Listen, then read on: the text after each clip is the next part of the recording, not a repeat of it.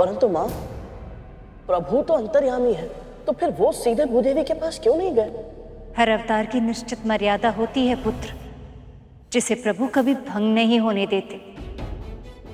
अन्यथा वो तो इच्छा मात्र से ही, केवल विचार शक्ति से ही किसी का भी वध करने में सक्षम है। पर वो ऐसा नहीं करते, क्योंकि उनके अवतारों का उद्देश्य धर्म की रक्षा और अधर्म के नाश के साथ साथ संसार को ये शिक्षा देना भी है कि प्रयास किए बिना किसी को कुछ नहीं मिलता, स्वयं भगवान को भी नहीं। और फिर पृथ्वी को सूंघते सूंघते वरा अवतार में प्रभु समुद्र के जल के नीचे पहुंच गए।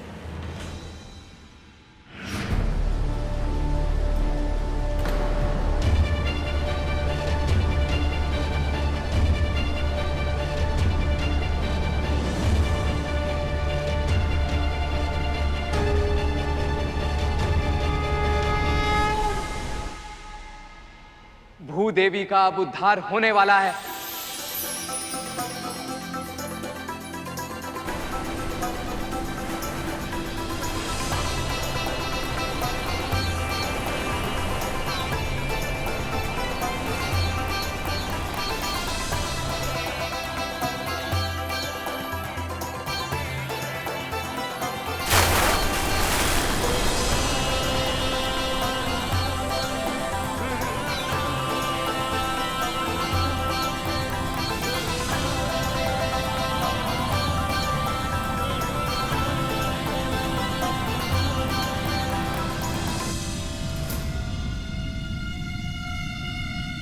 ये कैसा संकेत दे रही है प्रकृति?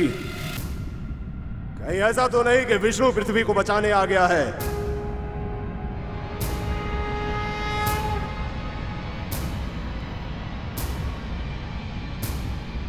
ये तो साधारण वराह है, तो फिर विष्णु कहां है और ये कहां ले जा रहा है पृथ्वी को?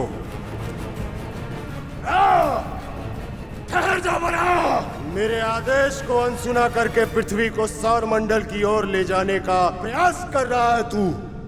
अब तुझे स्मरण दिलाना ही होगा कि मेरे सामने तेरी स्थिति कितनी तुच्छ है।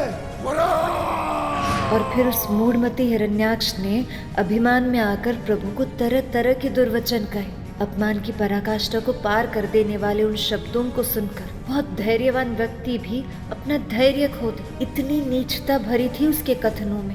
पर प्रभु ने उसे सुनकर भी अनसुना कर दिया और अपने पथ पर अड़िग होकर आगे बढ़ते रहे। फिर उस दुष्ट ने प्रभु को द्वंद्व युद्ध के लिए चुनौती दी। मेरी पृथ्वी को चुरा कर ले जा रहा है, ठहर जा वराह, सामना कर मेरा। यदि तनिक भी साहस है तो द्वंद्व युद्ध कर मुझसे और पराजित कर मुझे। यदि पराजित कर पाया तो ले जा पृथ्वी को।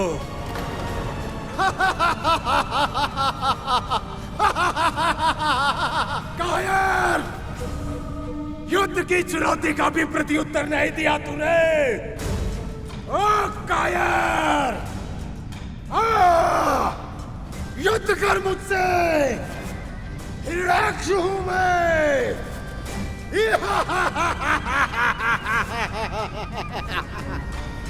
प्रभु ने उस दुष्ट हिरण्याक्ष को उत्तर क्यों नहीं दिया?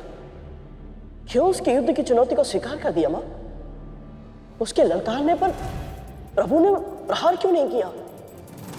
क्योंकि अपने लक्ष्य की ओर बढ़ते समय किसी उकसावे में आकर भटकना नहीं चाहिए।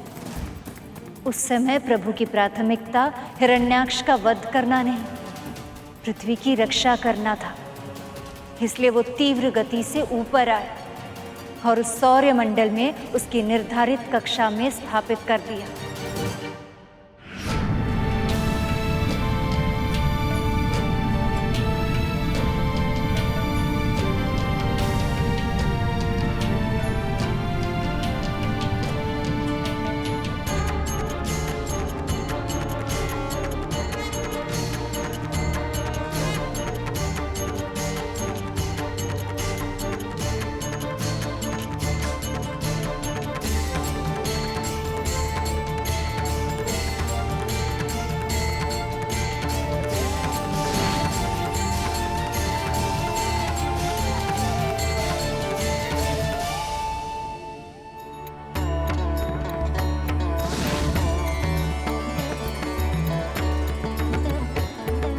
हे वराहदेव, हे विष्णु अवतार, आपने मुझ पर कृपा की, मुझे फिर से सौर मंडल में मेरी कक्षा में स्थापित कर दिया। आपका बहुत बहुत आभार। आपकी सदा ही जय हो। आपकी जय हो, आपकी सदा ही जय हो। हे वराह रूपी प्रभु नारायण, कृपया मुझे और शत्रुपा को आशीर्वाद दें ताकि हम दोनों ब्रह्मा जी के आदेश अनुसार पृथ्वी पर नए जीवन का निर्माण कर सकें।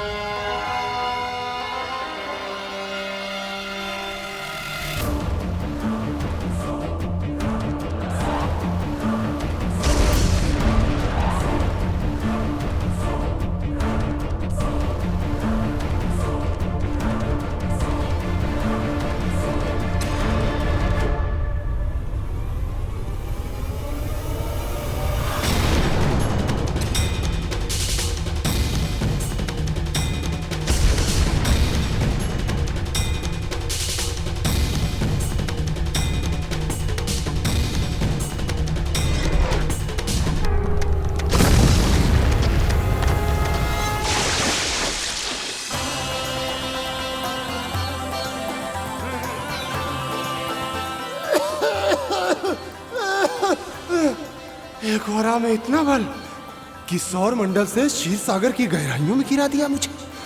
ये कैसे संभव है?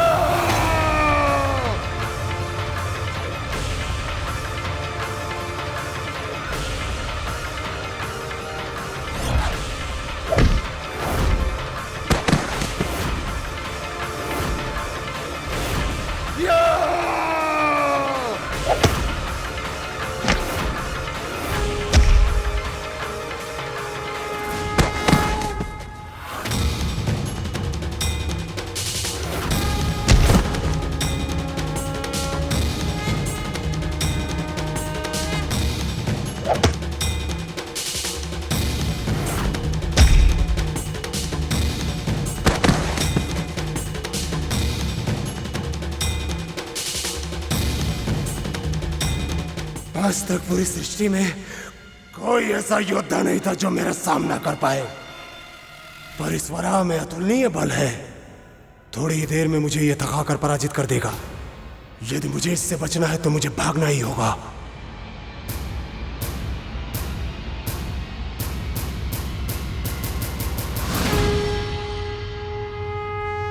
अभी तो वहां था ये, फिर इस दिशा में कैसे आया?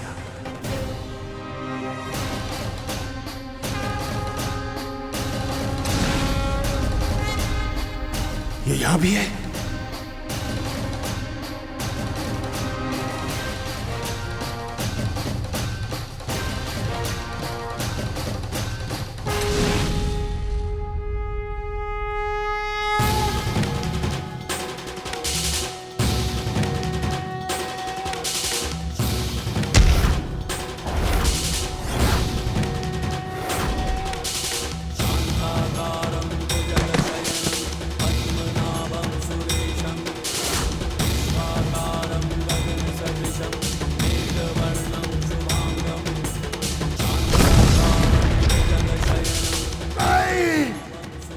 मृत्यु नहीं हो सकती, असंभव है ये।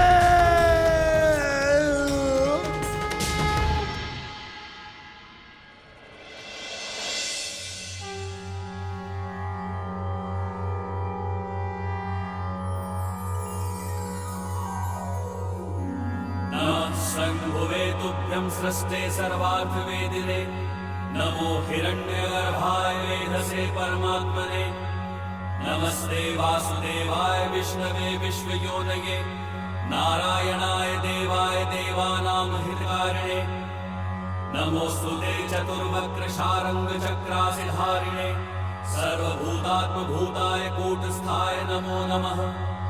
नमोस्तुते वराहाय नमस्ते मत्स्यरूपिणे, नमो योगाधिगम्याय नमः संकर्षणाय ते।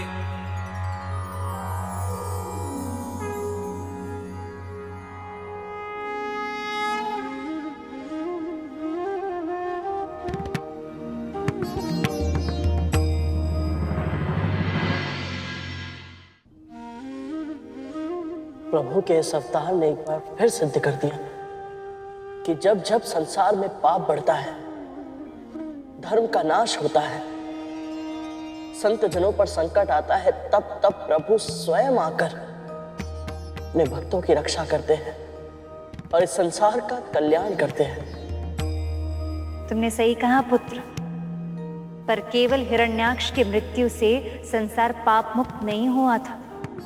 इस जन्म में जय का उद्धार तो हो चुका था, पर विजय हिरण्यकश्यप के रूप में जीवित था और उसका उद्धार होना शेष था। हमारी रक्षा कीजिए महादेव। राक्षस कुल की महारानी और हमारी पत्नी का अचानक अस्वस्थ होना, इसका कारण तो हम नहीं जानते, परंतु इतना अवश्य जानते हैं कि कारण जो भी हो, आपकी कृपा से वो अवश्य ठीक हो सकती हैं। उन्हें रोग मुक्त कीजिए प्रभु, उन्हें रोग मुक्त कीजिए। प्रणाम असुरराज। वैद्य जी, आप यहाँ? शुभ समाचार है असुरराज, आप पिता बनने वाले हैं। राक्षस कुल को राजकुमार प्राप्त होगा। बधाई हो, बधाई हो। मैं आपको रत्न से तौल दूंगा वैद्य जी। बहुत अच्छा समाचार दिया है आपने। आज तक मैं और मेरा भाई हिरण्याक्ष ही पूरे संसार पर अपना राज स्थापित कर रहे थे। अब मेरा उत्तराधिकारी जन्म लेगा और निश्चित करेगा कि असुर कुल अनंत काल तक सर्वशक्तिमान रहे।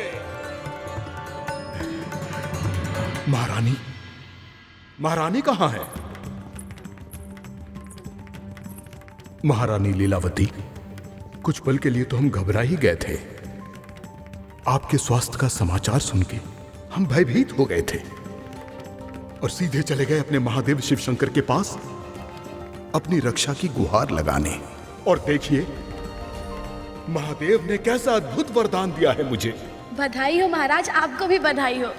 आपको भी महारानी, आपको भी। हमारे पुत्र को जन्म देंगी आप। इससे अधिक शुभ और क्या हो सकता है? अब हमारी ध्वजा संसार में हमेशा हमेशा के लिए फहराई जाएगी। आपने मुझे जीवन का सर्वश्रेष्ठ क्षमा कीजिए महाराज। ऐसा भी क्या आवश्यक कार्य आन पड़ा जो हमारी प्रसन्नता के क्षणों में तुम्हें विघ्न डालते हुए तनिक भय नहीं हुआ? महाराज। बात क्या है सैनिक?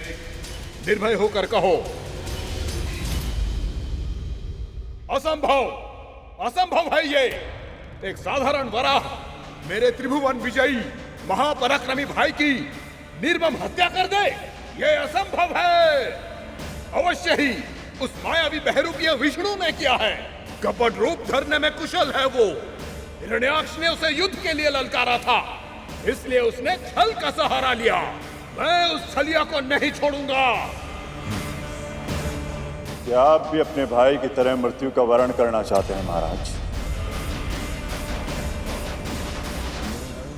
क्या आप मुझे कायर बनकर छुपने के लिए कह रहे हैं गुरुदेव? अपने सहोदर की मृत्यु का प्रतिशोध ना ले, ऐसा कृतघ्न नहीं है हिरण्यकश्यप। आत्मबल का घमंड विनाश का कारण होता है महाराज। श्री हरि कोई साधारण देव नहीं है। उनको पराजित करने के लिए आपको विशेष शक्ति अर्जित करनी होगी। विशेष शक्ति? उसे कैसे अर्जित कर सकता हूं मैं? इसके लिए आपको भूख प्यास, आनंदमय जीवन, नाखेट, मदिरा, मांस सबका त्याग करना होगा। आप मार्ग बताइए गुरुदेव। यदि उस मार्ग पर कांटे भी बिछे होंगे तो भी मैं नग्न पांव चलूंगा। प्रतिशोध की ज्वाला में धधकते इस हृदय को तब तभी शांति मिलेगी जब उस वैरी विष्णु का वध करूंगा मैं। अगर ऐसी बात है तो आपके लक्ष्य प्राप्ति का एकमात्र उपाय है तपस्या। आप ब्रह्मदेव की तपस्या कीजिए। वो आपके पिता मैं, वो अवश्य आपको मनवांछित वरदान देंगे। उत्तम सुझाव है। अब अमरत्व का वरदान पाकर ही लौटूंगा मैं। आशीर्वाद दीजिए गुरुदेव। यशस्वी भव।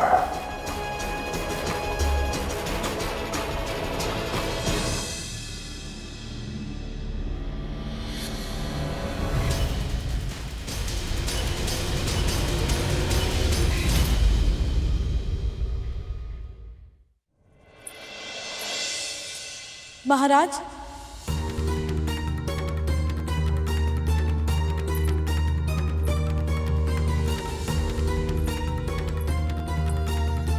महाराज, कहाँ जा रहे हैं आप?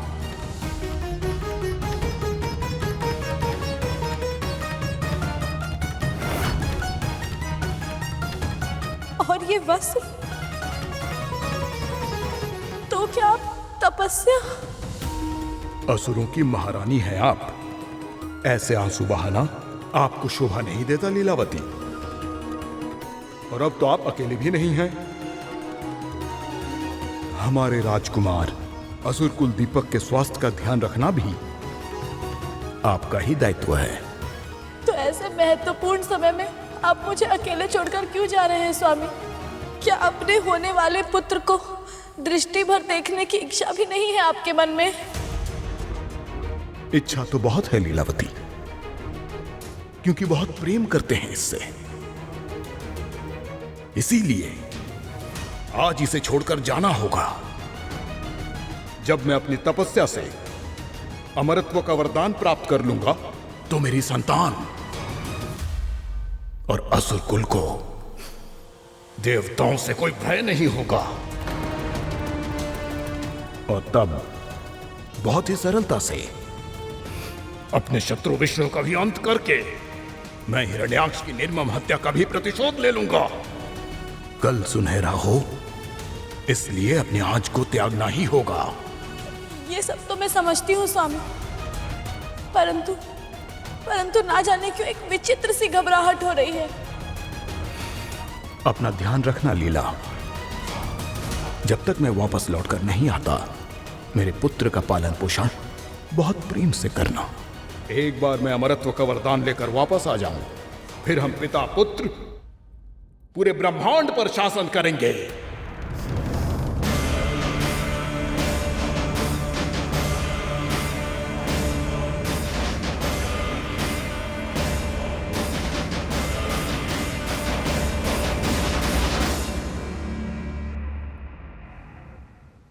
आपको पूरा विश्वास है कि यह सूचना सत्य है वायुदेव?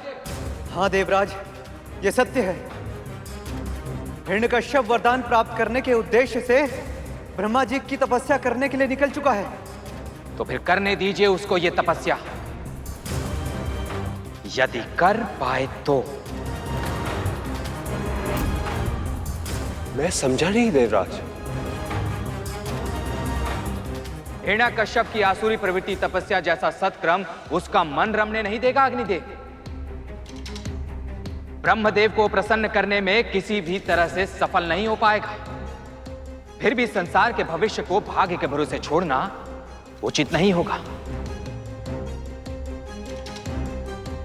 मेनका, उर्वशी,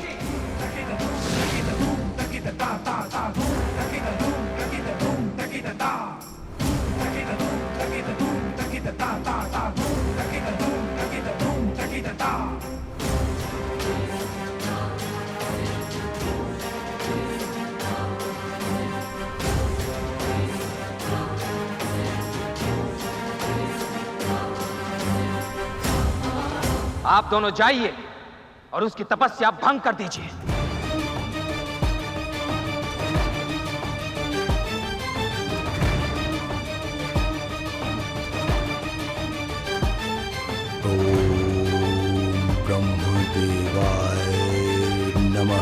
ब्रह्मदेवाय नमः। ओम ब्रह्मदेवाय नमः। ओम ब्रह्मदेवाय नमः।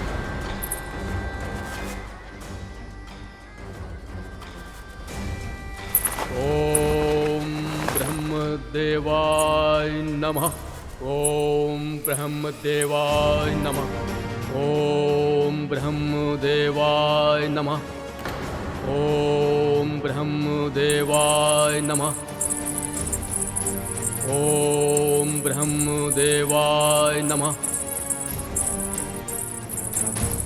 ओम ब्रह्मदेवाय नमः।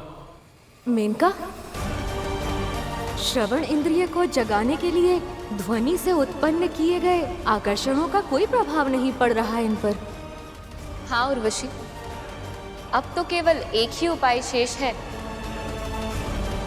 हमें अपने आकर्षणों का स्तर बढ़ाना होगा। ओम ब्रह्मदेवाय नमः।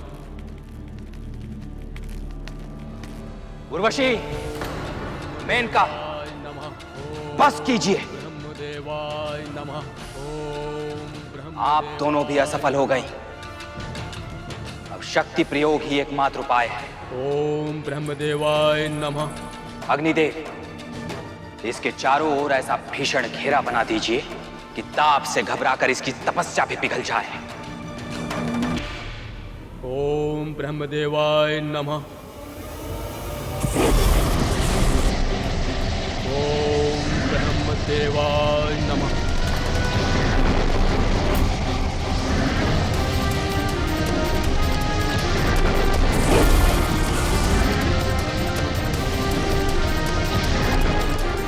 ओम ब्रह्मदेवाय नमः।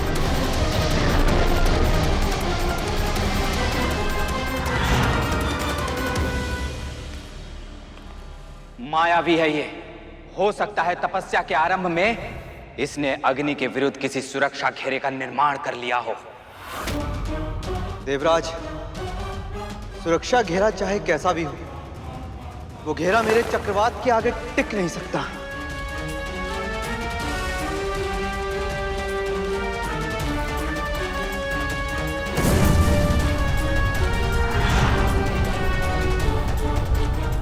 ओम ब्रह्मदेवाय नमः।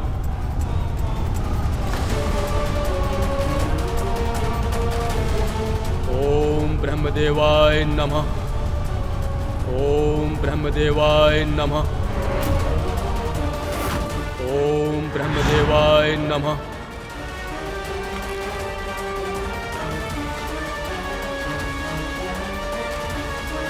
जल ही प्रलय का माध्यम है देवराज। जब सृष्टि अपने अंतिम चरण में होती है तो जल ही विनाश का अस्त्र होता है। अब हिरण्यकश्यप देखेगा कि मेरी जल शक्ति का प्रभाव अधिक है या इसके तपो शक्ति का।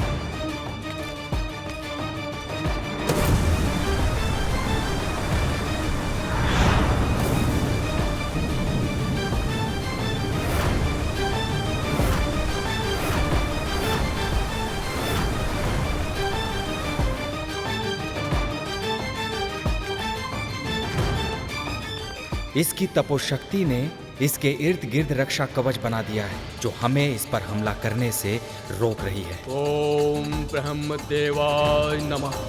हे महादेव, हे शिव शंकर, मेरे पति की रक्षा कीजिए। उन्हें अपनी तपस्या में सफल बनाइए ताकि वो लौट के मेरे पास वापस आ सके। हे प्रभु, मेरे होने वाले बच्चे पर अपने आशीर्वाद का छत्र बनाए रखिए।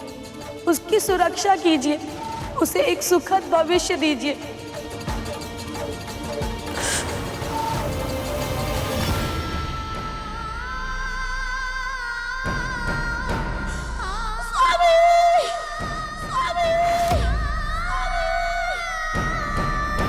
ओम ब्रह्मदेवाय नमः। देवराज, हमने इस पे अपनी सभी शक्तियों का प्रयोग करके देख लिया, परंतु इसकी तपस्या भंग करने में हम विफल रहे। यदि ऐसा ही रहा तो इसका तपोबल में निरंतर वृद्धि होती जाएगी। यदि ये अपनी तपस्या में सफल हो गया तो? सफल हो पाए इससे पहले ही भूमि में मिल जाएगा वो। इतना स्थिर हो जाएगा कि इसके शरीर का संचालन भी संभव नहीं हो पाएगा और फिर शीघ्र ही अपने प्राण गंवा देगा वो। और यही नहीं, मैं ये भी निश्चित करूंगा कि इसकी मृत्यु के बाद कोई और प्रतिशोध देने वाला जीवित ना बचे। परंतु देवराज, आप करेंगे क्या? हिरण्यकश्यप की पत्नी और असुरों की रानी लीलावती का अपहरण करूंगा और फिर उसके पुत्र का वध करके असुर कुल का सदा सदा के लिए विनाश कर दूंगा।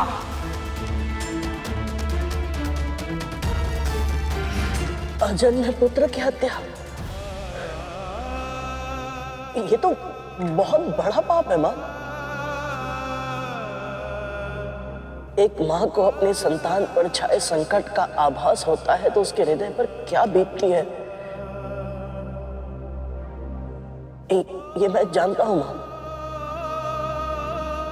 इस तरह का निम्र व्यवहार असुरों के लिए संभव है, परंतु तो देवराज के लिए ये बिल्कुल उचित नहीं है मां। सत्य कहा तुमने पुत्र। देवी हो या राक्षस, मानव या पशु, मां तो मां ही होती है। संतान के लिए उसकी ममता एक समान ही होती है। इसलिए एक मां से उसकी अजन्मी संतान को छीन लेना ही संसार का सबसे बड़ा अपराध है। पर देवराज अपनी असुरक्षा की भावना और स्वर्ग के स्वामी बने रहने की इच्छा के कारण ये मूलभूत आदर्श ही भूल गए थे।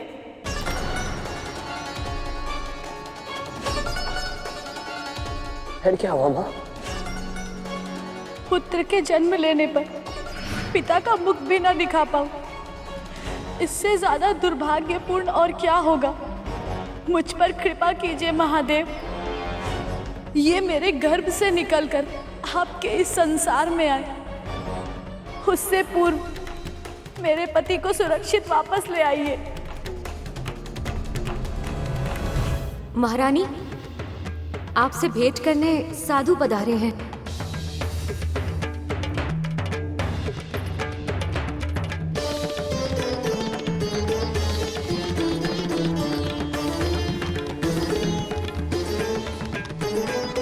प्रणाम साधु महाराज। प्रसन्न रहिए महारानी। पधारिए।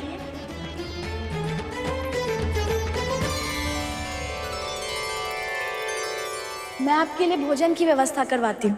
पर आज भोजन की नहीं, समाज के कल्याण के लिए आपकी आवश्यकता है। आदेश कीजिए साधु महाराज। समाज कल्याण के लिए यदि मुझे अपने प्राण भी न्यौछावर करने पड़ेंगे तो मैं सहर्ष कर दूंगी। आपके प्राण नहीं चाहिए महारानी, आप अपना पुत्र मुझे दे दीजिए।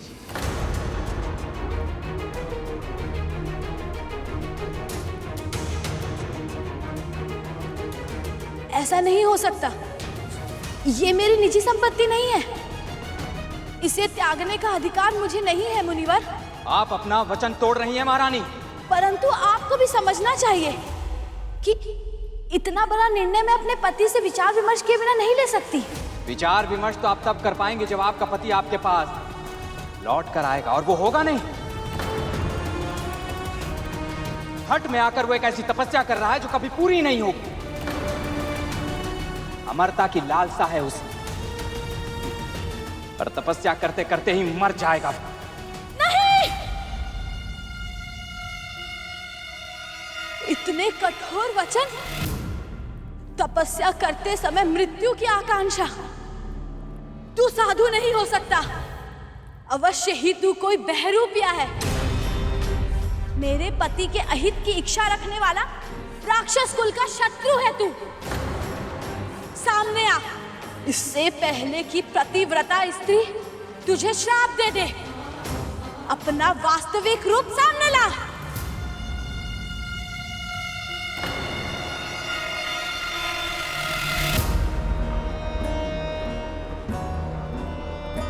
देवराज,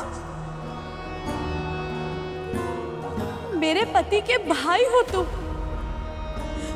मेरे अजन्मे पुत्र, अपने निर्दोष भतीजे के प्राण लेना चाहते हो।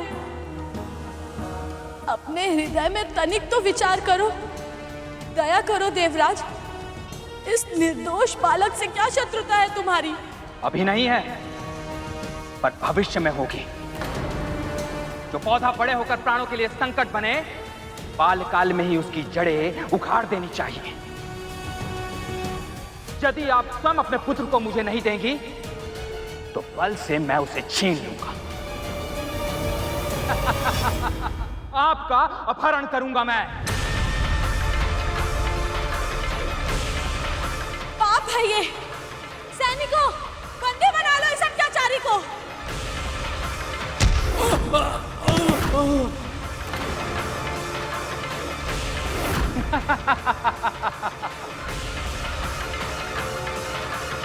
कौन बनाएगा मुझे बंदी? आपके सभी असुर सैनिक या तो मारे जा चुके हैं या घायल हो चुके हैं, और अब तो कोई अस्त्र भी उठाने वाला नहीं बचा यहाँ। पर ये भूल मेरी नहीं, आपके पति की है देवी। मीनाक्ष की मृत्यु के बाद उसे अपनी असुर नगरी को असुरक्षित छोड़कर यहां से जाना नहीं चाहिए था। अबला स्त्री पर आक्रमण करके अपना पुरुषार्थ सिद्ध कर रहे हो देवराज। वायुदेव, पूजनीय बनना चाहते हैं आप, वंदनीय कहलाना चाहते हैं ना आप सब। मैं आप सबके देवत्व को पुकारती हूँ। यदि आज आप सबने एक स्त्री को बलपूर्वक बंदी बनाया तो ये सारा संसार धिक्कारेगा आप सब पे। बस, बहुत बोल चुकी आप। वायुदेव, अब समाप्त कीजिए ये खेल।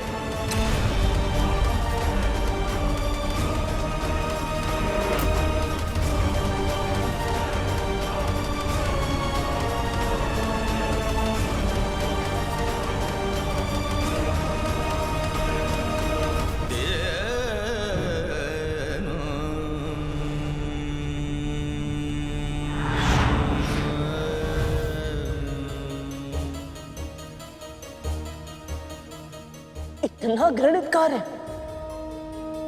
परंतु देवता ऐसे कैसे कर सकते हैं मां? और प्रभु ने उन्हें इतना नीच कर्म करने ही क्यों दिया? नहीं करने दिया। देवराज इंद्र को अधर्म के इस मार्ग पर और आगे बढ़ने से रोकने के लिए उसी क्षण प्रभु के परम भक्त नारद वहां पहुंचे। सुनो दासियों, इन्हें मेरे साथ ले चलो। चलो। ठहरिए देवराज।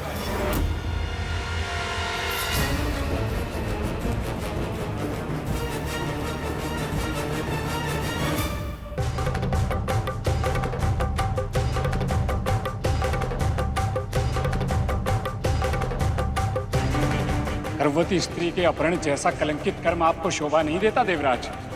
फिर भी मुझे यह अपहरण करना ही होगा देवर्षि। प्रसव के बाद इनके नवजात शिशु का भी वध करना होगा मुझे। संसार पर सदा सदा शांति स्थापित करने के लिए, पृथ्वी पर अधर्म को फलने फूलने से रोकने के लिए एकमात्र यही उपाय है देवर्षि। इनके गर्भ में पल रहे बालक की मृत्यु के बाद ही संभव हो पाएगा असुर कुल का संपूर्ण नाश। पर उसके लिए हिरण्यकश्यप की मृत्यु आवश्यक है। वो अभी तक जीवित है देवराज, और तपस्या करते समय यदि पूरी देव सेना एक साथ उस पर आक्रमण कर दे तो भी उसकी मृत्यु नहीं हो सकेगी।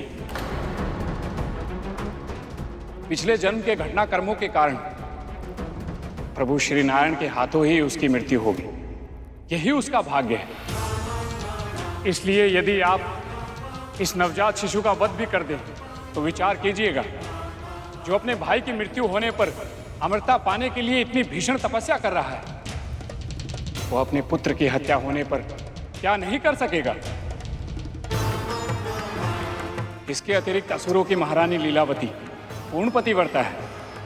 यदि उन्होंने श्राप दे दिया तो आपके असुर कुल का नाश होने का स्वप्न देखते देखते कहीं देव कुल का नाश ना हो जाए देवराज।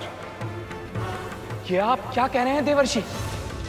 अब आप ही कोई सुझाव दीजिए। अब क्या करूं मैं? इन्हें मेरे आश्रम ले चलिए।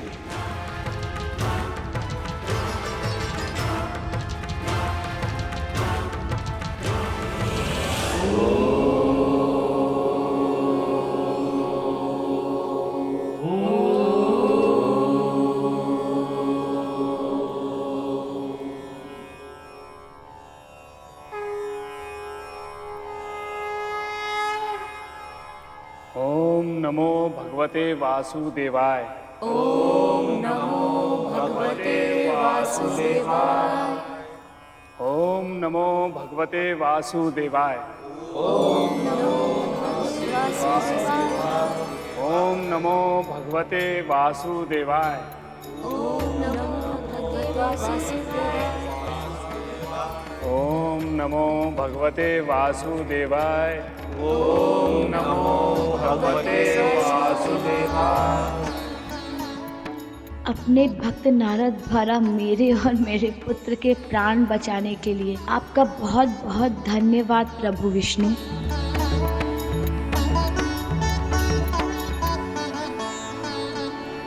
जो सभी विकारों से रहित है, जो शुद्ध है, अविनाशी है, जो सभी परिस्थितियों में एक समान रहने वाले हैं।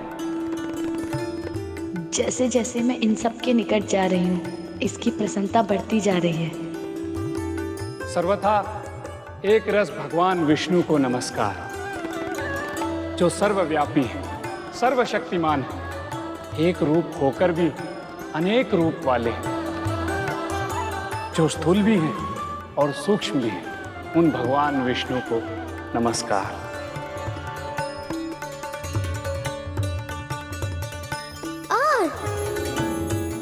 ये स्वर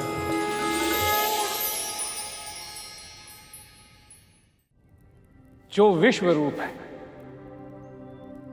जो उत्पत्ति, स्थिति और संहार के कारक है, जो सृष्टि के अधिष्ठाता है, सभी प्राणियों में पुरुषोत्तम, उन जगदीश्वर अजन्मे अक्षय अव्यय भगवान विष्णु को नमस्कार। और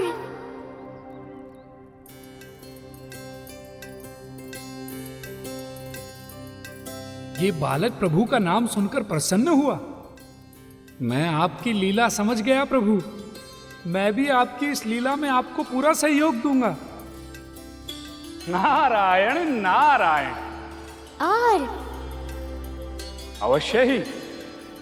जब जब संसार में अत्याचार बढ़ता है, दुष्प्रवृत्ति के प्राणी साधु संतों को सताते हैं, धर्म की हानि होती है और पाप कर्म की वृद्धि होती है, तब तब भगवान विष्णु अवतार लेते हैं, दुष्टों और अत्याचारियों को दंडित करके धर्म की रक्षा करते हैं और अधर्म का नाश करते हैं। ओम नमो भगवते वासुदेवाय। इधर लीलावती और उसके अजन्मे पुत्र के मन में हरि की भक्ति जागने लगी थी और उधर हिरण्यकश्यप की तपस्या पूरी होने वाली थी। ओम ब्रह्मदेवाय नमः। मैं तुम्हारी तपस्या से प्रसन्न हूं। आंखें खोलो पुत्र, वरदान मांग लो। साधना का एक ही लक्ष्य है, भक्ति का एक ही उद्देश्य है, एक ही इच्छा है मेरी, एक ही है मांग। मुझे दीजिए ब्रह्मपिता बस अमरता। हाँ, यही चाहिए मुझे, अमरता का वरदान। जहां एक और हिरण्यकश्यप में अमरता का अहंकार आ गया था, तो वहां दूसरी ओर उसी अहंकार के विनाश यानी एक नारायण भक्त ने जन्म ले लिया था। ओम नमो नारायणाय।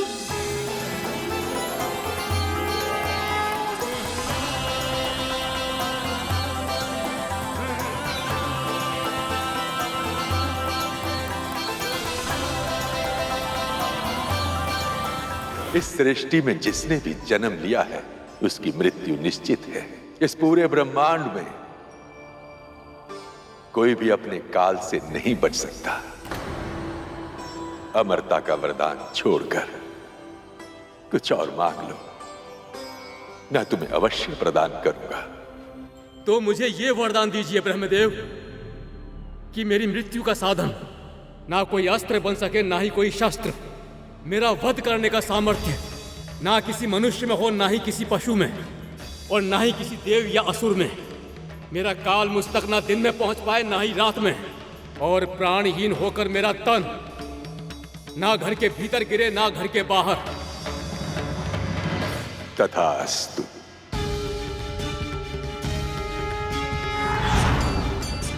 अब कौन कहा किस समय वध कर पाएगा मेरा?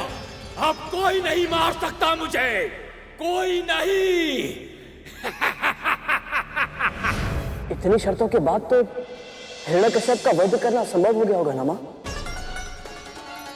केवल हिरण्यकश्यप ही नहीं, उससे पहले और बाद में जन्म लेने वाले अनेक असुरों को लगता है कि भगवान को ऐसे वरदान देने के लिए विवश करके वो मृत्यु को छल पाएंगे, अपने काल से जीत पाएंगे। पर वो ये नहीं समझ पाते कि ऐसे विशेष वरदानों के माध्यम से वो स्वयं ही निर्धारित कर देते हैं कि उनकी मृत्यु कैसे होगी। हिरण्यकश्यप के साथ भी ऐसा ही हुआ था, पर अभी उसका अंत होने में समय शेष था। अभी तो उसकी तपस्या पूरी हो जाने के कारण इंद्र और अन्य देवताओं के ऊपर संकट के बादल गिर गए थे। ऐसा भीषण वरदान अमृत ना मिलकर भी लगभग मिल ही गया है। अब क्या करेंगे? उस दुष्ट का सामना कैसे करेंगे हम? हे प्रभु, अब क्या होगा? महारानी, देखिए कितना बड़ा वरदान प्राप्त किया है आपके पति ने। अब असुरों की विजय कोई नहीं रोक सकता, कोई नहीं। पर कहां हैं आप महारानी? और हमारा पुत्र कहां है? पुत्र?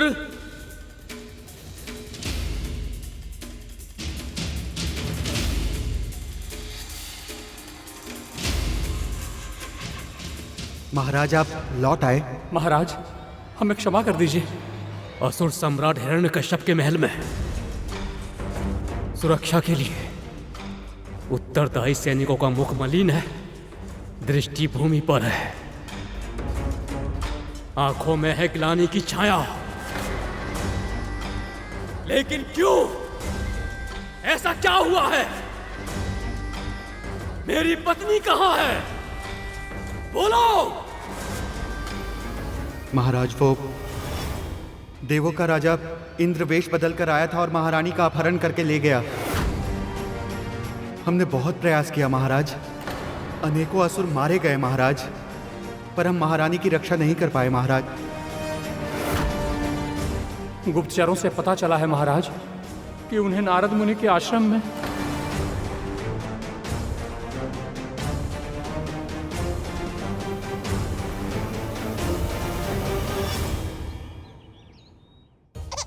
अरे अब बस भी करो, बहुत समय हो गया, आराम करना भी तो आवश्यक है ना। लाओ। हाँ। नित्य तो सरलता से सो जाता है, आज क्या हो गया इसे? माता को सता रहे हो राजकुमार? चलो अब सो भी जाओ।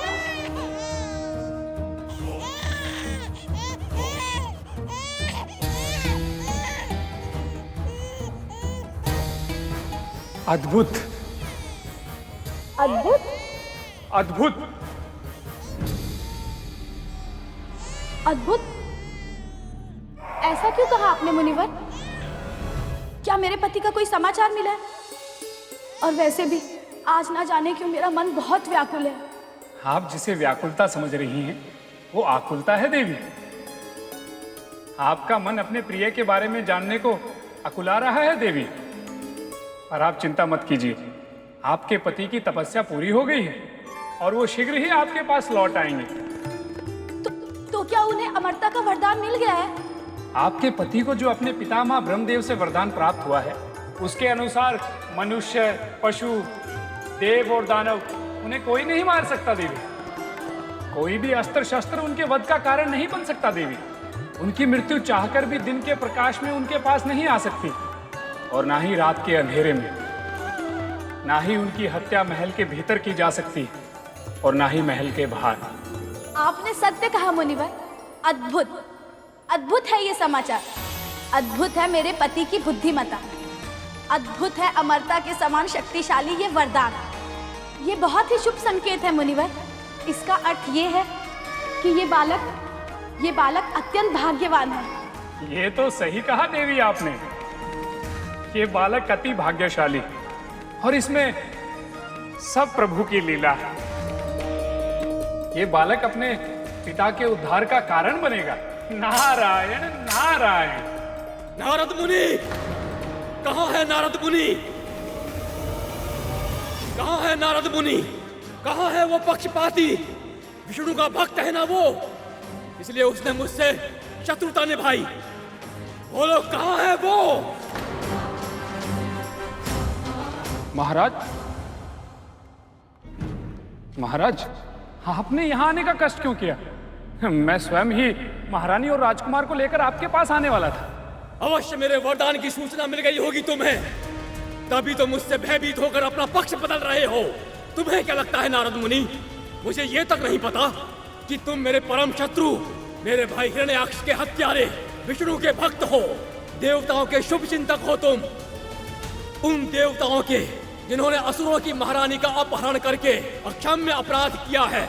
अब उनके साथ साथ इस अपराध का दंड तुम्हें भी भुगतना होगा नारद मुनि। स्वामी। महारानी, इतने समय पश्चात आपके दर्शन करके मैं धन्य हो गई स्वामी। अब ठीक तो है महारानी, इन सब ने तुम्हें अधिक कष्ट तो नहीं दिया? अधिक क्या, मुझे तनिक भी कष्ट नहीं दिया इन सब ने। मैं और आपका पुत्र, हम दोनों बिल्कुल ठीक हैं। अपितु मुनिवर ने देवराज इंद्र के षड्यंत्र से हम दोनों के प्राणों की रक्षा की है।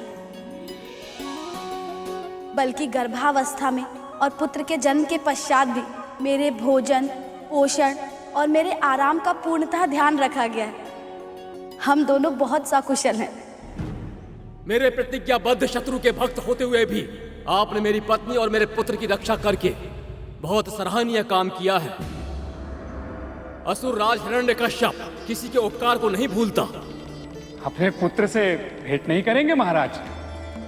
उसको देखने के लिए मेरी आंखें कब से तड़प रही हैं नारद मुनि। वर्षों की प्रतीक्षा का परिणाम है मेरा पुत्र। कहाँ है वो?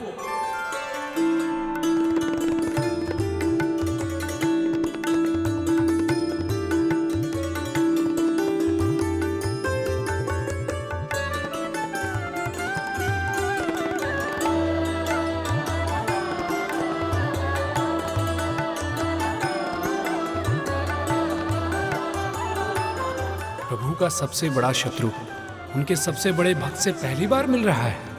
कितना विलक्षण है ये क्षण।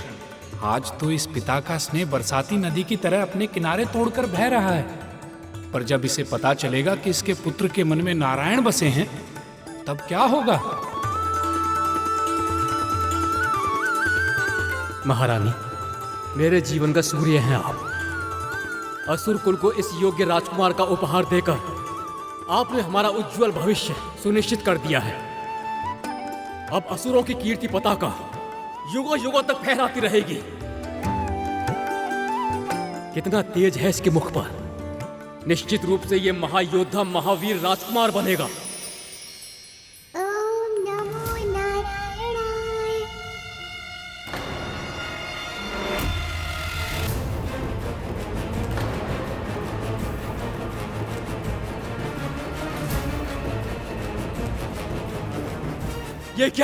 ये क्या कहा इसने?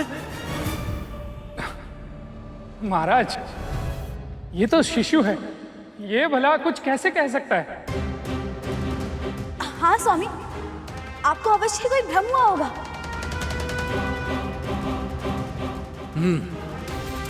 आप सही कह रही हैं महारानी। इसने तो अभी बोलना भी नहीं सीखा होगा, और जब सीख भी लेगा तब भी मेरा पुत्र उस छली नारायण का नाम कभी नहीं लेगा।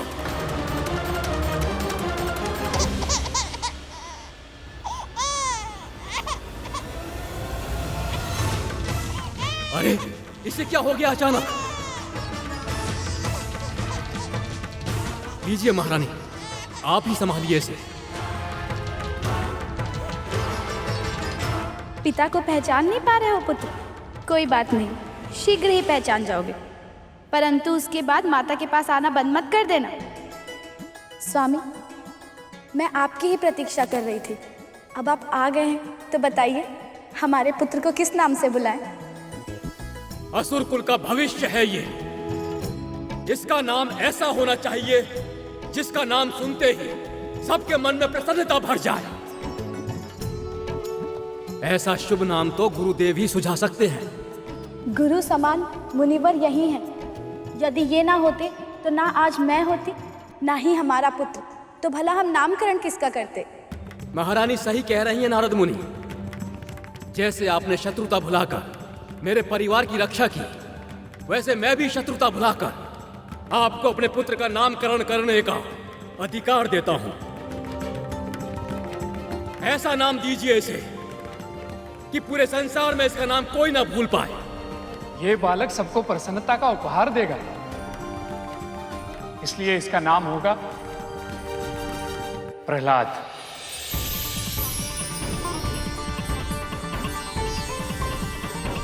प्रहलाद। प्रहलाद।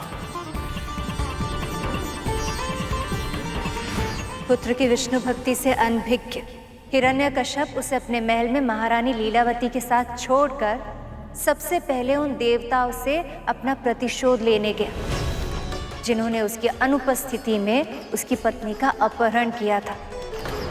उधर स्वर्ग में देवगणों तक भी ये सूचना पहुंच गई थी कि हिरण्यकश्यप की तपस्या सफल हो चुकी है और उसे विशेष वरदान प्राप्त हो चुका है। और इसी कारण भय से आतंकित उन देवताओं ने युद्ध करने के स्थान पर आत्मसमर्पण कर दिया।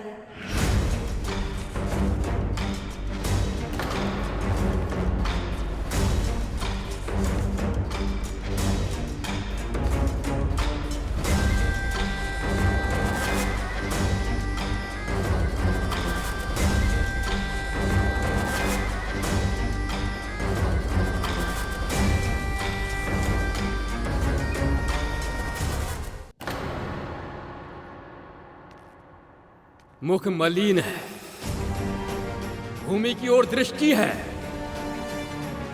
और दृष्टि में है पीलापन। ब्रह्मांड नायक हिरण्यकश्यप का यह भय देखकर प्रसन्नता हुई।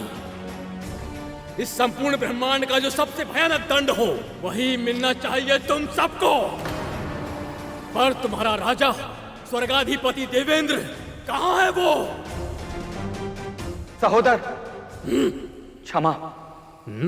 सहोदर, मेरी अनुपस्थिति में मेरी गर्भवती पत्नी का अपहरण करने आए थे ना तुम?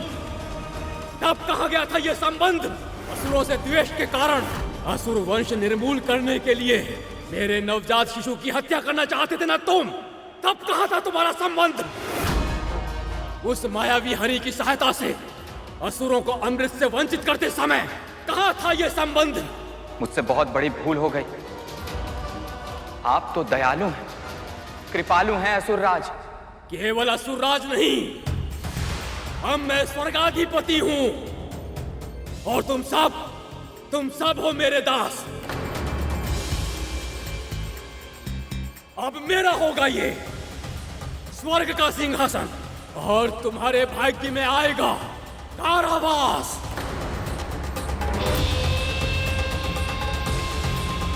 और हां, तुम सभी देवता केवल मेरे ही नहीं, मेरे उस पुत्र के भी दास बनकर जियोगे जिसका जीवन तुमने आरंभ होने से पहले ही छीनना चाहा था।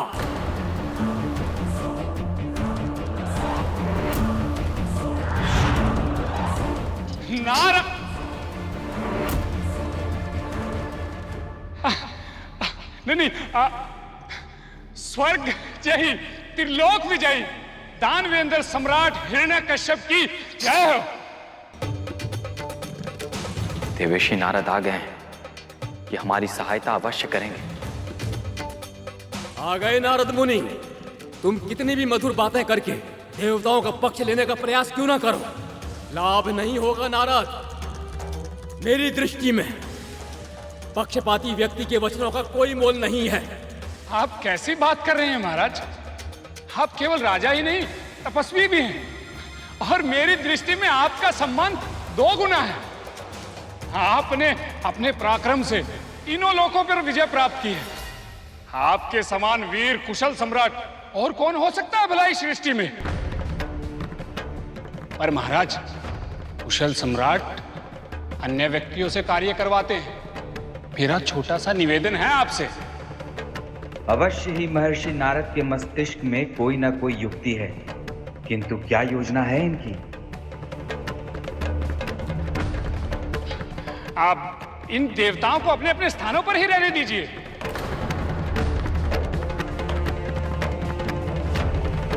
त्रिलोक का शासन चलाने के लिए योग्य प्रशासकों की आवश्यकता है। इसलिए आपकी आज्ञा से ये सभी शासन का कार्यभार संभालेंगे। और सार्वभौम सम्राट तो आप ही रहेंगे महाराज। सुझाव बुरा नहीं है नारद मुनि। प्रशासन में दक्ष हैं ये सभी। मेरी आज्ञा का पालन करोगे? करेंगे सहोदर, करेंगे। फिर वही सहोदर। महाराज, हम आपकी सभी आज्ञाओं का पालन करेंगे। महाराज, पृथ्वी लोक में यज्ञ के हविष्य का भाग भी अब से मुझे ही मिलेगा। स्वीकार है। मैं ही तीनों लोकों का सम्राट हूं, भगवान हूं मैं। ये स्वीकार है तुम्हें?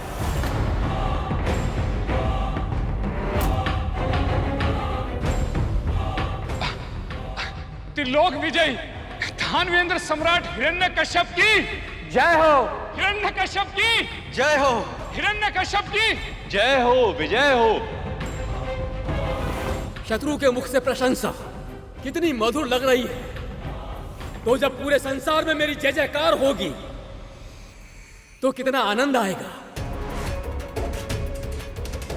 नारद मुनि, मुझे तुम्हारा सुझाव स्वीकार है।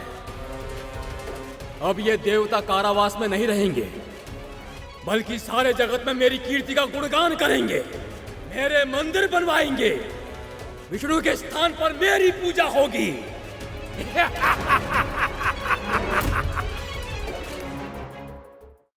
हवनों का हविष्य, पूजा का प्रसाद सब मेरे नाम पर चढ़ाया जाएगा। ओम नमो हिरण्याय। ओम नमो हिरण्याय। ओम नमो हिरण्याय। ओम नमो हिरण्याय। अब ओम नमो हिरण्याय। ओम नमो हिरण्याय।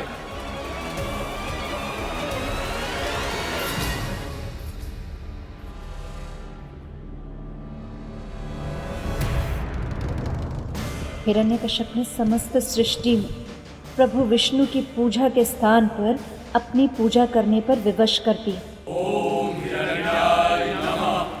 ओम लीलावती मनोहराय नमः। ओम कश्यप प्रजापति पुत्राय नमः। ओम कश्यप प्रजापति पुत्राय नमः। ओम हिरण्यकश्यपाय नमः। नमो नारायणाय किशन मोहन जी। अरे अपने प्राण का मोह नहीं है तुम्हें? असुर सम्राट हिरण्यकश्यप के नाम का जाप किया करो। बोलो हिरण्यकश्यपाय नमः। हिरण्यकश्यपाय नमः। हिरण्यकश्यपाय नमः। ओम हिरण्यकश्यपाय नमः। ओम हिरण्यकश्यपाय नमः। ओम हिरण्यकश्यपाय नमः। जिस संसार में मेरे प्रभु की पूजा ना हो, उसकी कल्पना भी करना मेरे लिए असंभव है मां। ऐसा कौन सा भय होगा जिसने देवता और भक्तों के मन को इतना अधिक आतंकित कर दिया कि उन्होंने एक राक्षस के कहने पर अपना धर्म त्याग दिया? और मां, प्रभु ने ऐसा होने ही क्यों दिया? प्रभु ने हिरण्यकश्यप को दंड क्यों नहीं दिया? ऐसे नीच अधर्मियों की मृत्यु शीघ्र ही क्यों नहीं हो जाती? क्योंकि उनके पिछले जन्म का पुण्य फल इतना अधिक होता है कि जब तक वो समाप्त ना हो जाए और जब तक उनके पापों का घड़ा पूरी तरह भर ना जाए, उनका अंत नहीं किया जा सकता। तो क्या संसार का कायाकल्प होते हुए प्रभु बस देखते रहे मां? नहीं पुत्र, हिरण्यकश्यप का अंत उसके पुत्र के रूप में जन्म ले चुका था। अपने पिता के पापों के घड़े को शीघ्र भरने में वो सहायता करने वाला था। वो जो भगवान के सर्वाधिक प्रिय भक्तों में से एक है, वो जिसका नाम काल के सभी महान वैष्णवों में से सदैव सबसे पहले लिया जाएगा। प्रहलाद।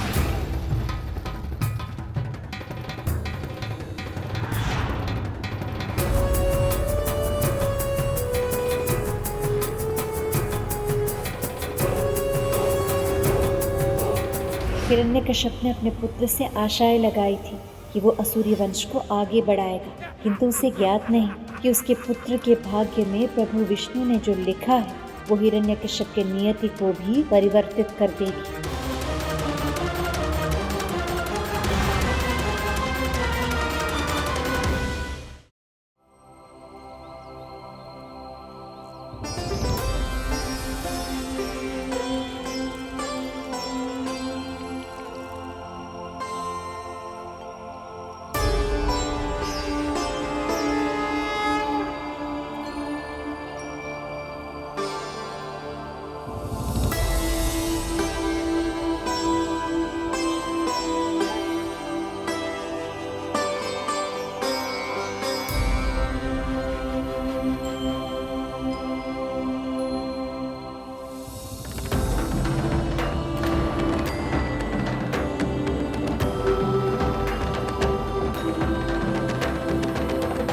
राजकुमार,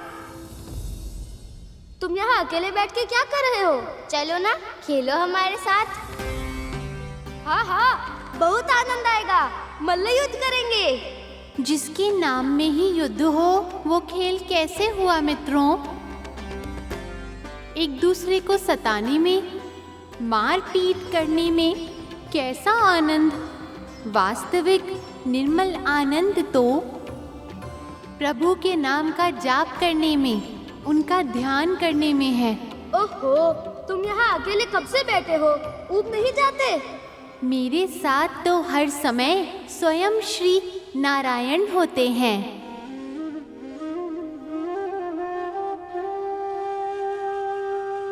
इसलिए ना तो मैं कभी अकेला होता हूँ, ना ही मुझे कभी उबन होती है। ये हरि कौन है प्रहलाद? और कहाँ है ये?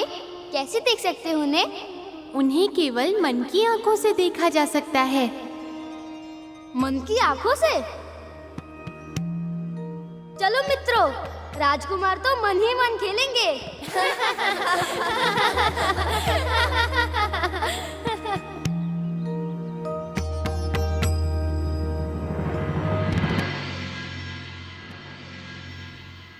महारानी, आपकी आंखों ने उदासी की झलक क्यों दिखाई है आज? ना जाने हमारे पुत्र को क्या हो गया है महाराज। ना वो अन्य बालकों के साथ खेलता है और ना ही उनकी तरह शरारतें करता है। बस एक ही स्थान पर आंखें मूंद कर बैठा रहता है और धीरे धीरे मुस्कुराता रहता है। आप सही कह रही हैं महारानी। दानव कुल सम्राट के पुत्र जैसा गर्व तनिक भी नहीं है इसमें। अर्थात समस्या तो है, और मेरी दृष्टि में भी एक ही उपाय है।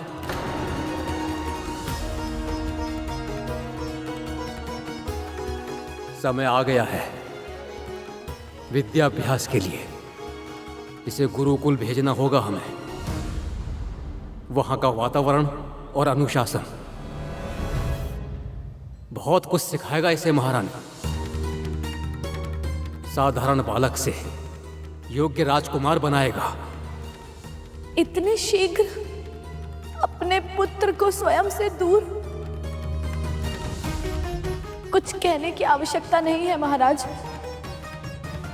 प्रेम से अधिक महत्वपूर्ण है उत्तरदायित्व। मैं समझती हूँ।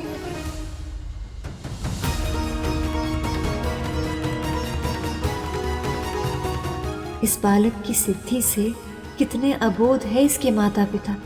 यही समय है इनके पास जब वो अपने पुत्र के सबसे निकट रह सकते हैं, किंतु ये तो इसे स्वयं से दूर कर रहे हैं। ओम हिरण्याय नमः। ओम हिरण्याय नमः। ओम नमो त्रैलोक्य साम्राज्य विजेता।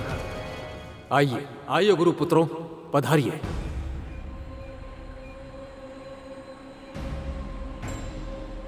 मैंने आपको यहाँ एक विनती करने के लिए आमंत्रित किया है। हम आपके गुरुपुत्र हैं सर्वशक्तिमान हिरण्यदेव। आपकी मंगल कामना करना हमारा कर्तव्य है। हमें आज्ञा दीजिए, हम पालन करेंगे। तो फिर मेरे पुत्र को समस्त शास्त्र सिखाइए, नीति कुशल बनाइए। दानव वंश की रक्षा के लिए उसे योग्य राजकुमार बनाने का दायित्व अब से आपका है गुरुपुत्रों। जो बच्चा भविष्य में तीनों लोकों का चक्रवर्ती सम्राट होगा, उसे शिक्षा देना हमारे पूर्व जन्मों के ही पुण्य का फल है। कुमार को हम वेद शास्त्र में पारंगत करेंगे, ज्ञान और विद्या से अलंकृत करेंगे। तभी तो असुर शिरोमणि संतुष्ट होंगे और हम भी धन्य होंगे। कहाँ है राजकुमार? गुरुवर को प्रणाम करो पुत्र।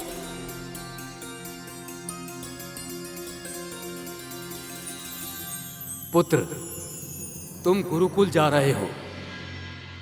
मन लगाकर पढ़ना, जो सिखाया जाए, और अच्छी तरह से स्मरण रखना। प्रभु कहते हैं कि ज्ञान ही वो मार्ग है जिससे हम अपने मन के अंधकार को मिटाकर भक्ति के मार्ग पर आगे बढ़ सकते हैं।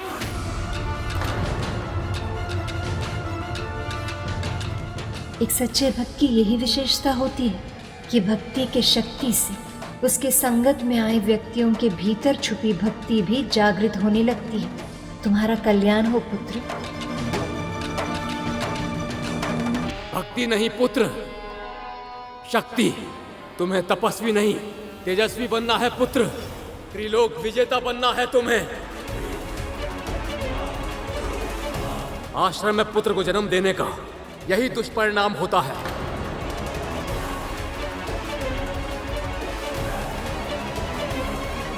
बालक कितना बिगड़ गया है आपने स्वयं देख लिया ना। इसको संभालने और सुधारने का दायित्व अब आपका है गुरुपुत्रों। असुरों का युवराज कहलाने के योग्य बनाइए इसे। और स्मरण रखिएगा, अगर आपके विद्यादान से इसकी उन्नति हुई तो पुरस्कार, और अवनति हुई तो दंड। सब कुछ आपके ऊपर ही निर्भर करता है।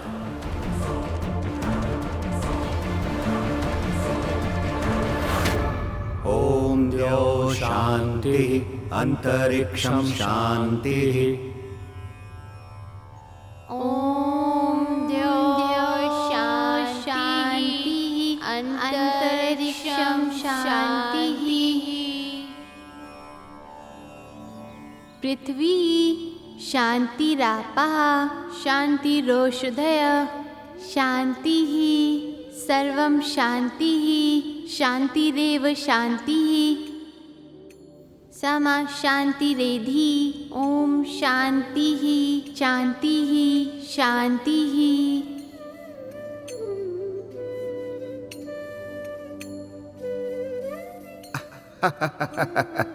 अद्भुत अद्भुत, अविश्वसनीय, अकल्पनीय।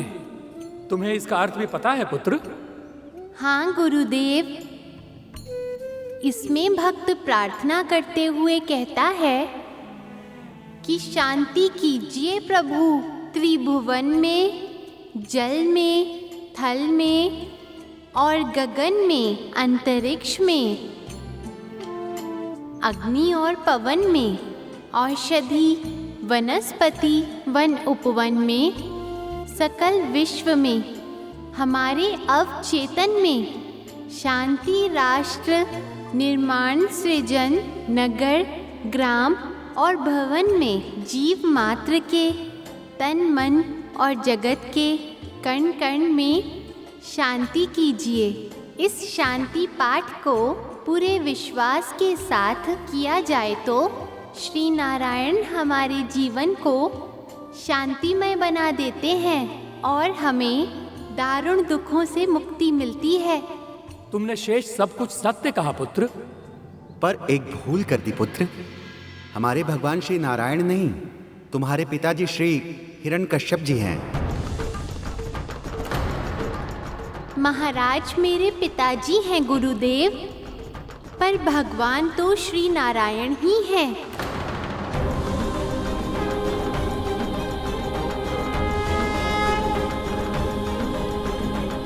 प्रभु, इस बालक का मन कितना शुद्ध और निष्पक्ष है। इतनी सद्बुद्धि, वो भी एक असुर के पुत्र में, कैसे प्रभु? ये समय का चक्र है देव। जैसे रात्रि के बाद दिवस आता, वैसे ही असुर कुल में हिरण्यकश्यप के लंबे अंधकार के बाद एक प्रकाश ने जन्म लिया। वो है मेरा सबसे प्रिय भक्त प्रहलाद।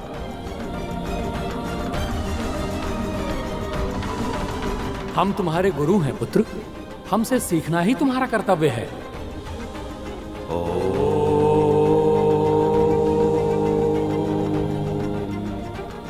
नमः हिरण्याय। ओम नमो नारायणाय।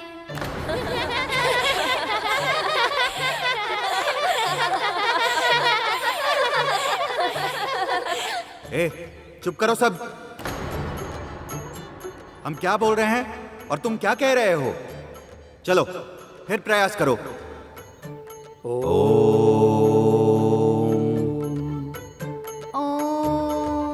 नमः नमः हिरण्याय नारायणाय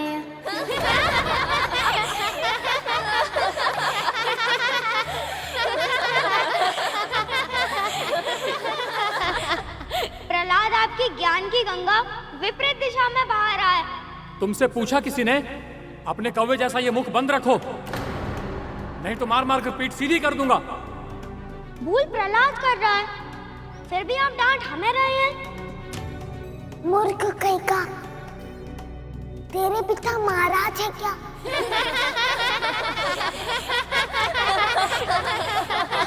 ए, चुप करोगे कि नहीं, या मार खाकर ही मानोगे?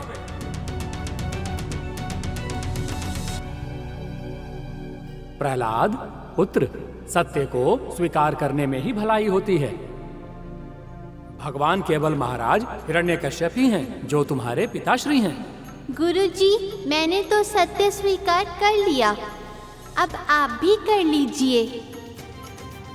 भगवान श्री नारायण हैं, सारे संसार के पिता हैं वो। फिर वही हट, नारायण को देखा है? उन्हें देखा नहीं जाता, अनुभव किया जाता है गुरुदेव। सर्वत्र हैं वो, सबके रक्षक हैं।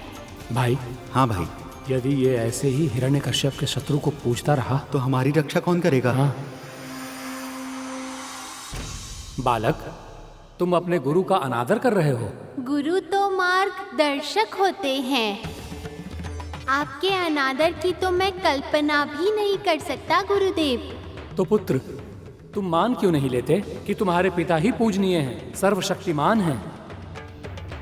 इसमें तो कोई संदेह ही नहीं है कि पिताजी मेरे लिए पूजनीय हैं, सर्वशक्तिमान हैं, पर वो भगवान हैं, ये सत्य नहीं है गुरुदेव। सत्य असत्य का भेद ना आयु का अंतर देखता है, ना पद की प्रतिष्ठा, वो तो अपने आप ही प्रकट हो जाता है। देखा मित्रों, राजकुमार ने तो गुरुदेव की बोलती बंद कर दी। ए, चुपचाप अपना पाठ स्मरण करो, हम अभी आते हैं।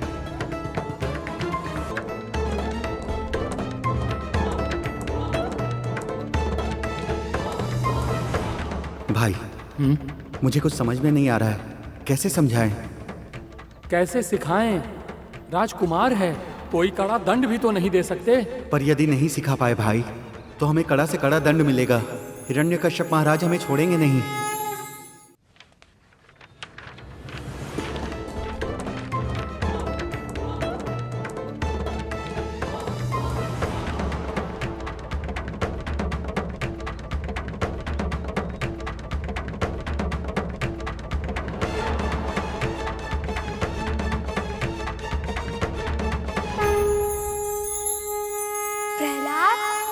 तुम्हें वेद मंत्र इतनी अच्छी तरह कैसे स्मरण है?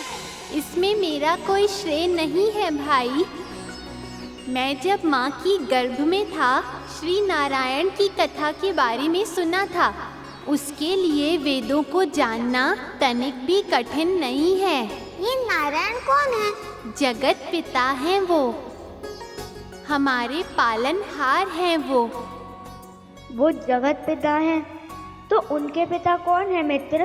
वो अजन्मे हैं, अमर हैं, क्योंकि जिनका जन्म ही नहीं हुआ उसकी मृत्यु कैसे हो सकती है? पर अमर तो तुम्हारे पिता भी है राजकुमार। मेरे पिताजी को अमरता के समान प्रभाव वाला वरदान प्राप्त है, पर वो अमर नहीं है मित्र। जिसका जन्म हुआ है उसकी मृत्यु भी अवश्य होगी, यही संसार का नियम है। फिर तो सच में श्री नारायण सबसे बड़े हुए। पर ये नारायण रहते कहाँ हैं? वो कहाँ नहीं रहते भाई, सृष्टि के कण कण में उन्हीं का वास है। तुम में, मुझ में, इस फूल, पत्थर, पृथ्वी, जल, आकाश, सभी स्थानों में वही तो समाये हुए हैं। पर मैं तो उन्हें देख नहीं सकता, तुम उन्हें उन्हें कैसे देख पाते हो मित्र? उन्हें देखने के लिए भक्ति के मार्ग को अपनाना होता है मित्र। तो फिर तुम्हें अपने भीतर उनका आभास होने लगेगा।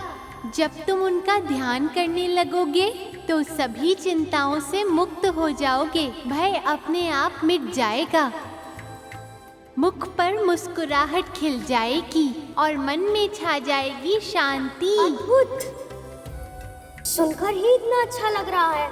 स्वयं अनुभव करोगे तो और भी अच्छा लगेगा। तुम सब मेरे साथ प्रयास क्यों नहीं करते? चलो अपनी आंखें बंद करो। ओम नमः नारायणाय। ओम नमः नारायणाय। ओम नमः नारायणाय। ओम नमः नारायणाय। ओम नमः नारायणाय। ओम नमः नारायणाय। ओम नमः नारायणाय। ओम नमः नारायणाय। अब ज्ञात हुआ प्रभु, आप इसे अपना सबसे प्रिय भक्त क्यों कहते हैं? क्योंकि ऐसे निस्वार्थ भक्ति की वर्षा करने वाला भक्त हो तो कोई भी उसका ऋणी बन जाए, चाहे वो स्वयं भगवान ही क्यों ना हो।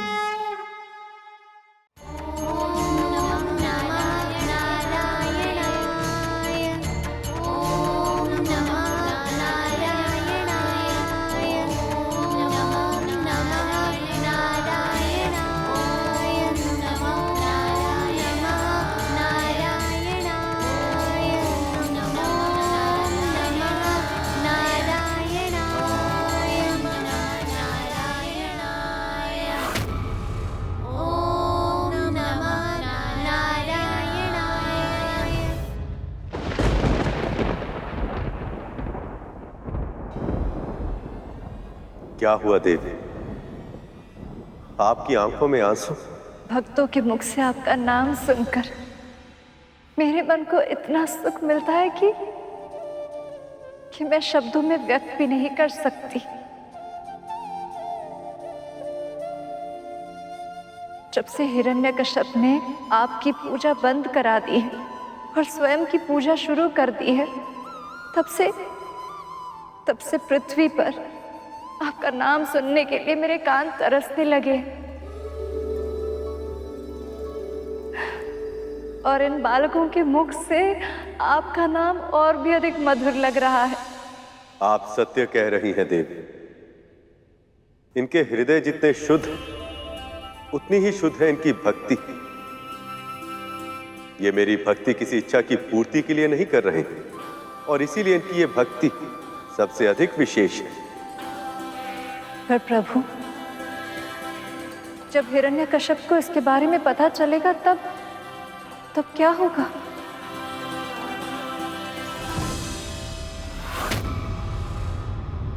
मैं जानती हूँ प्रभु, यदि प्रहलाद को तनिक भी कष्ट हुआ तो हिरण्यकश्यप को आपकी नई रौद्र स्वरूप से कोई नहीं बचा पाएगा।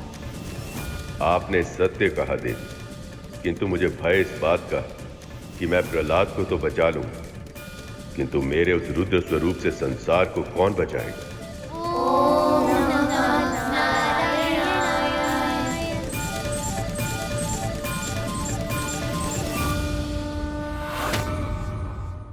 पक्षीराज गरुड़ के साहस भरे कारनामे देखने के लिए चैनल को सब्सक्राइब करें और साथ ही बेल आइकॉन दबाना न भूलें।